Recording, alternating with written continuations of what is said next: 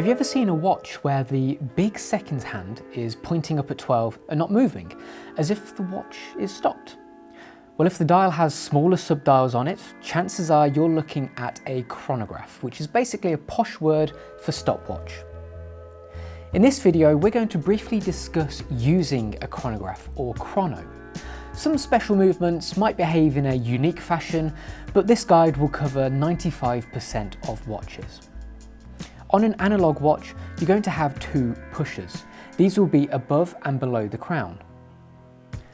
The top pusher will start and stop the chronograph. You'll see the big second hand moving as time progresses.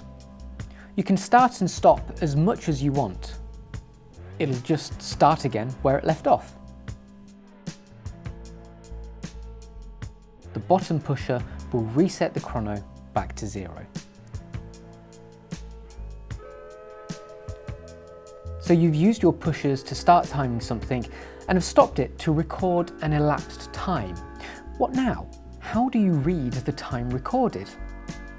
The subdials provide more information past that initial big second hand.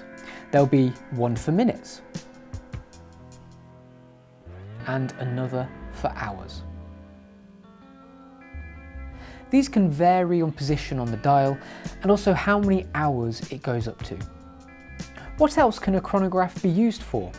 Some watches will have various markings on the bezel or around the outer edge of the dial.